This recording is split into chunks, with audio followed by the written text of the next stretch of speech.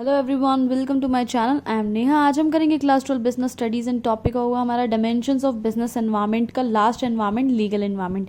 And guys, इस channel में हम जितनी भी वीडियोस करेंगे वो सभी एनसीईआरटी की बुक्स में से करेंगे। सो लीगल एनवायरनमेंट में क्या क्या चीज़ें इंक्लूड होती हैं वो पढ़ते हैं। Legislations passed by the government, यानी गवर्नमेंट कोई भी लेजिस्लेशन यानी कोई एक्ट पास करती है तो वो लीगल एनवायरनमेंट में आता है। गवर्नमेंट कोई भी ऑर्डर इशू करती है, कोई भी कोर्ट कोई भी अपनी जजमेंट दे देती है, कोई डिसीजन ले लेती है, या कोई भी कमीशन, कोई एजेंसी, चाहे वो किसी भी लेवल पे हो, चाहे सेंट्रल गवर्नमेंट पे हो, चाहे स्टेट गवर्नमेंट हो, चाहे लोकल गवर्नमेंट, अगर कोई भी ये लोग डिसीजन लेंगे, कोई जजमेंट देंगे, वो सभी चीज़ें जो है लीगल एनवायरनमेंट के अंदर आएगी। और एक बात लिखी हुई है यहाँ पे, इट इज़ इम्पेरेटिव, यानी इम्पेरेटिव का मीनिंग होता है बहुत ही ज़रूरी, बहुत ही नेसेसरी है हर एक एंटरप्राइज को कि इन जितने भी ये लॉ गवर्नमेंट ने बनाए हैं इनको ऑबे करे और इन सारे लॉज को माने। और जितने भी बिजनेसमैन हैं उन सबको नॉलेज होनी चाहिए किन सब की, जो भी रूल्स एंड रेगुलेशंस गवर्नमेंट ने बनाए हैं, नॉलेज होनी चाहिए, मतलब पता होने चाहिए सारे रूल्स एंड रेगुलेशंस, क्योंकि हालांकि फॉलो उन्हीं को करने हैं। Is a pre requisite for better business performance. Pre requisite यानी बहुत ज़्यादा ज़रूरी होना।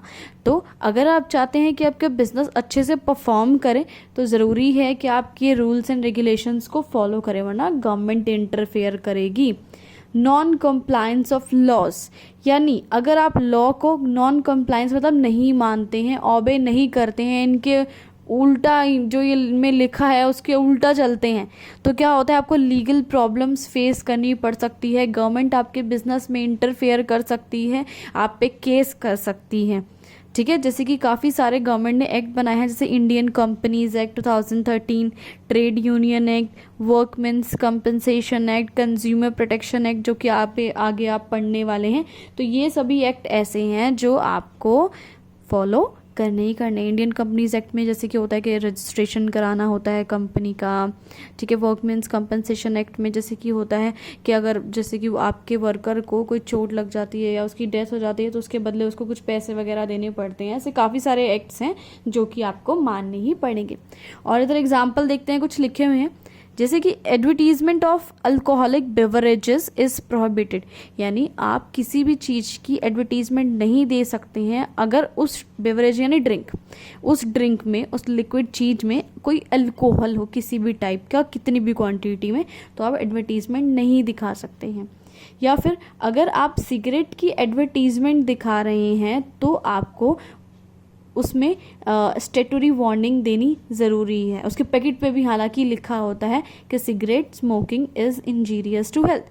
या फिर आप कभी किसी एक्टर को टीवी में देखते ही हैं कि वो सिगरेट पी रहा है तो नीचे देखो लिखा भी आता है कि cigarette is injurious to health. या फिर आप एडवर्टीजमेंट दिखा रहे हैं किसी बेबी फूड की, ठीक है, जो छोटे बेबीज़ का फूड होता है, उसके नीचे आपको बताना पड़ेगा कि मदर्स मिल्क तो बेस्ट है, लेकिन साथ में हाँ आप हमारा फूड भी ट्राई करो।